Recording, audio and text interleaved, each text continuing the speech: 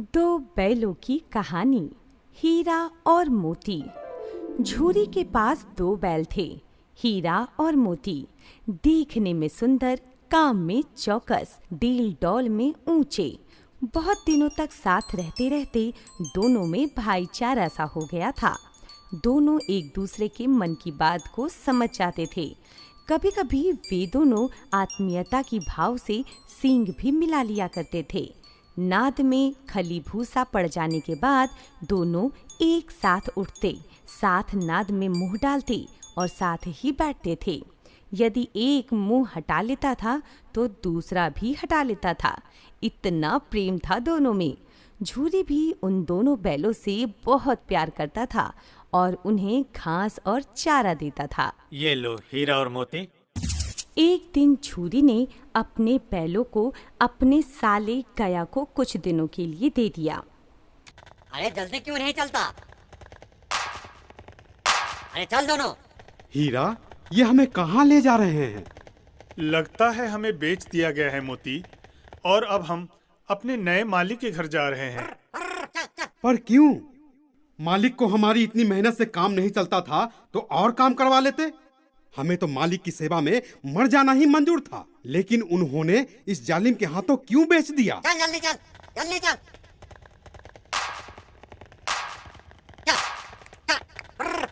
हीरा और मोती जाना नहीं चाहते थे, क्योंकि झूरी ने दोनों को कभी मारा नहीं था। अंततः अपने नए घर पर पहुंचने में शाम हो गई। दिन भर के भूखे थे, लेकिन नाद में एक ने भी मुंह नहीं डाली। जिसे उन्होंने अपना घर समझा था वो आज उनसे छूट गया था। यह नया घर, नया गांव, नए आदमी, सब कुछ विचित्र लग रहा है मोती। यहाँ तो चारा खाने का मन ही नहीं कर रहा है हीरा। हाँ मोती, तुम ठीक कह रहे हो। यहाँ की सब कुछ बेगाने से लग रहे हैं। तो चलो खूंटा तोड़कर अपने पुराने घर लौट चले। जोड़ लगाओ हीरा। और दोनों की एक झटके से ही रस्सी टूट गई। भाग हीरा भाग। तू भी भाग मोती। जल्दी जल्दी भाग मोती, जल्दी भाग मोती, जल्दी जल्दी भाग। भाग मोती, भाग मोती, भाग।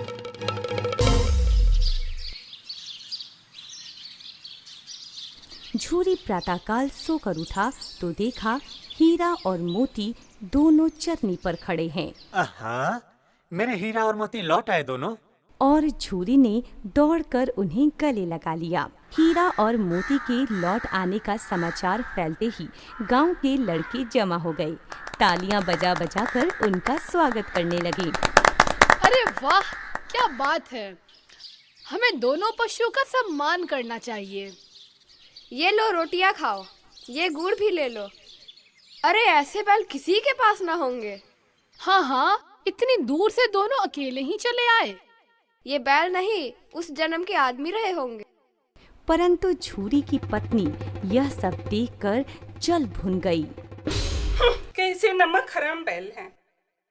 एक दिन भी वहाँ काम नहीं किया और भाग खड़े हुए। नमक हराम क्यों कहती हो? चारा दाना न दिया होगा तो क्या करते? अरे हाँ हाँ, बस तुम ही तो बैलों को खिलाना जानते हो। बाकी लोग तो पानी पिला पिला कर रखते हैं। इन कामचोर को सूखे भूसे के सिवा कुछ न दूंगी, समझे? यह कहकर झूरी की पत्नी वहाँ से चली जाती है। तब झूरी ने अपने नौकर से कहा, थोड़ी सी खली क्यों नहीं डाल देते हो? अरे ना ना, मालकिन मुझे मार ही डालेगी। अरे उसे पता ही नहीं चलेगा। अरे ना दादा, पीछे से तुम भी उन्हीं के जैसे कहोगे। अगले दिन झूरी का साला गया फिर आया बैलों को ले जाने के लिए। इस बार उसने दोनों को गाड़ी में जोता। हीरा, मैं चाहता हूँ गाड़ी को खाई में ढकेल दूं।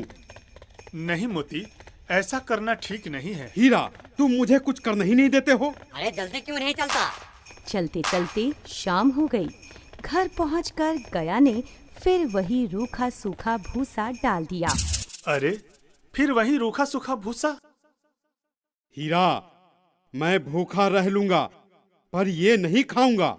तभी एक छोटी सी लड़की 2 रोटियां लिए निकली।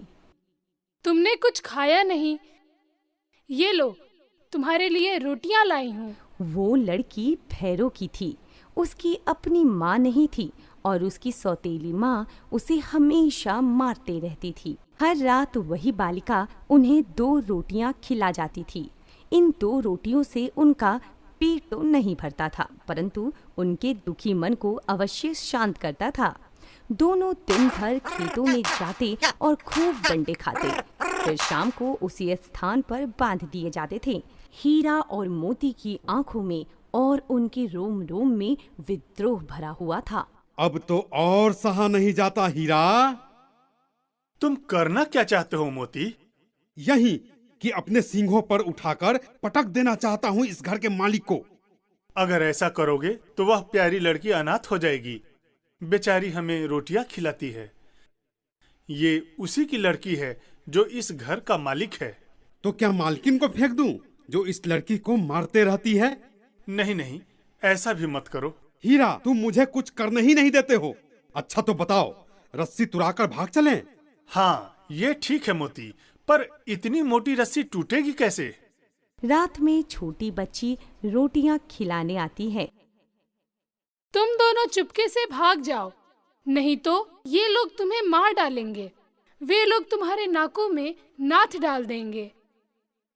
मैं तुम्हें खोल देती हूँ, भाग जाओ। अरे भागो। अब चलते क्यों नहीं हीरा? भाग तो जाएंगे मोती, पर इस बच्ची पर संकट आ जाएगा। सब इसी पर संदेह करेंगे। अरे जाओ, भागो। भाग हीरा, भाग। दोनों बैलों को भगाने के बाद छोटी बच्ची बोलती है, दोनों फूफा वाले बैल भागे जा रहे हैं। दादा दादा, दोनों बैल भागे जा रहे हैं।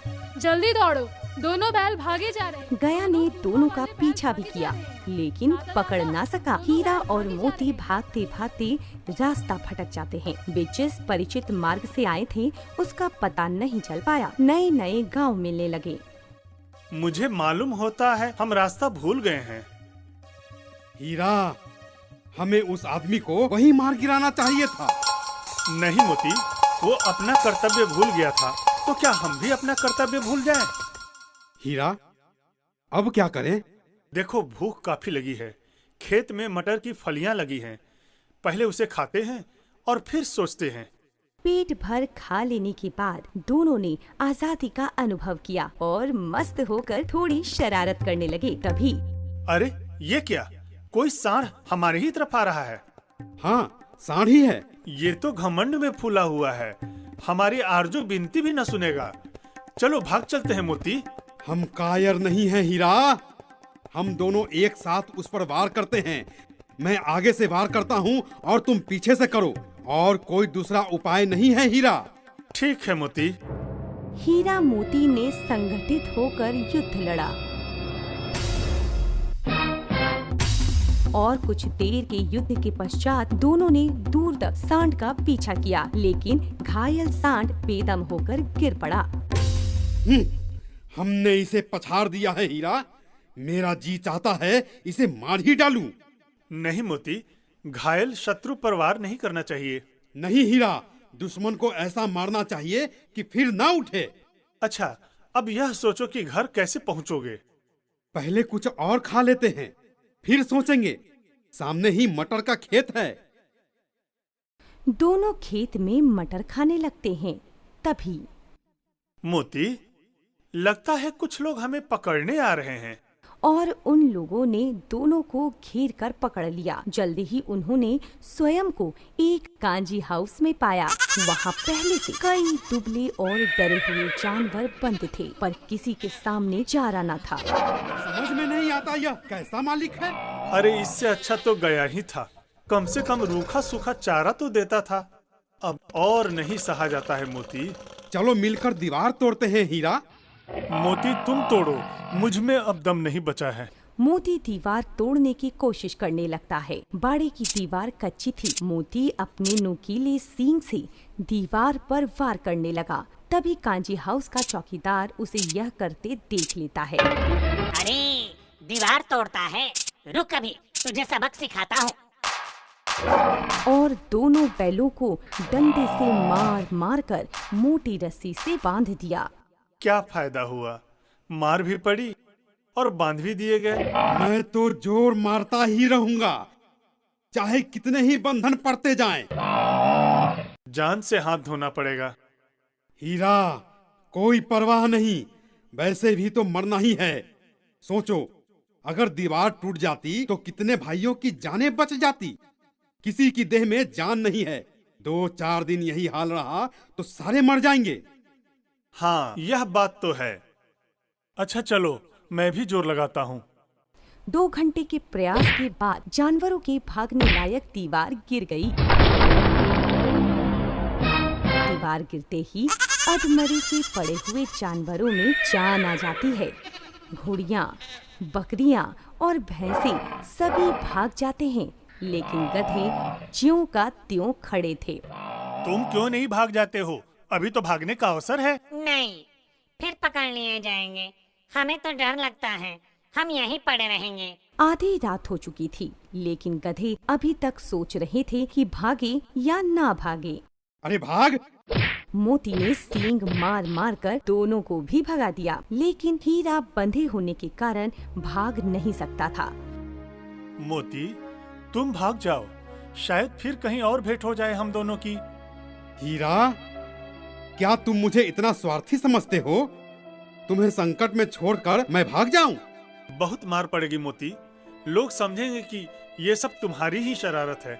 मुझे मंजूर है हीरा, लेकिन मैं तुम्हें छोड़कर भाग नहीं सकता हीरा, भाग नहीं सकता। सुबह होते ही कर्मचारियों में काफी खलबली मच गई। मोती की खूब पिटाई भी हुई और उसे मोटी रस्सी से बांध दिया गया। दोनों 1 सप्ताह तक वहां बंधे पड़े रहे। चारे के नाम पर सिर्फ पानी दिया जाता था। इस कारण वे दोनों काफी कमजोर हो गए थे। तभी जानवरों की नीलामी हो रही थी। दोनों बैल बेचे जाने वाले थे। ये रहा बैलों का जोड़ा। अरे ये तो हड्डी का ढांचा मात्र रह गया है, लेकिन कोई बात नहीं, मुझे यही चाहिए। दोनों बैल जान चुके थे कि वो आदमी उन्हें क्यों खरीद रहा है। नीलामी के बाद दोनों डरे हुए जानवरों को वो ले जाने लगा। गया के घर से हम बेकारी भागे थे हीरा, अब तो हमारी जान भी नहीं बचेगी, हमें मार दिया जाएगा। कहते हैं भगवान सबके ऊपर दया करते हैं। एक बार उन्होंने नन्ही लड़की के रूप में हमें बचाया था, क्या अब नहीं बचाएंगे? यह आदमी छुरी चलाएगा, देख लेना। तो क्या चिंता है, मांस, खाल, सींग, हड्डी सब किसी न किसी के काम आ जाएंगे। कई घंटों तक वे चलते रहे। तभी अरे, ये सड़क जानी पहचानी सी लगती है मोती। गया इसी रास्ते से हमें ले गया था। वही खेत, वही बाग, वही गांव और वही कुआं। इसी कुएं पर हम लोग पूर चलाने आया करते थे। हमारा घर नजदीक आ गया है हीरा। दोनों की सारी थकान और दुर्बलता गायब हो गई और दोनों ने झटक कर रस्सी तोड़ दी। फिर बछड़ों की भांति घर की ओर दौड़े और इस तरह अपने घर पहुंच जाते हैं, जहां झूरी घर के पास धूप सेक रहा था। हीरा और मोती, आ गए तुम? झूरी दौड़कर उसे बारी बारी से गले लगाने लगा। तभी दाढ़ी वाला खरीदार बैलों की रस्सियां पकड़ लेता है और कहता है, ठहरो, ये मेरे बैल हैं, मैंने इन्हें नीलामी में खरीदा है। अरे चुपके से चले जाओ, ये मेरे बैल हैं। मैं बेचूंगा तब तुम्हारे होंगे। किसी को भी मेरे बैल नीलाम करने का क्या अधिकार है? मैं पुलिस को बुलाऊंगा। अरे जाओ। रस्सी मुझे दो। अरे जाओ इस जाओ। पर मोती ने भड़ककर उस पर सींग से वार किया और उसे मारने के लिए पीछा करने लगा। तुम बहुत पछताओगे। बचाओ, बचाओ, मैं पुलिस को बुलाऊंगा। चोर डकैतू, बचाओ, बचाओ। मोती ने उसे दौड़ाकर गांव से बाहर कर दिया और फिर विजयी भाव से वापस अपने घर की ओर लौट आता है। अब नहीं आएगा, और आएगा तो दूर से ही खबर लूंगा। हमारी जान को कोई जान ही नहीं समझता, इसलिए कि हम इतने सीधे हैं हीरा। झूरी नादों में चारा पानी देकर दोनों को सहला रहा था। तभी झूरी की पत्नी दौड़ी दौड़ी आई। आ गए मेरे हीरा और मोती। और दोनों के माथे को चूम लिया।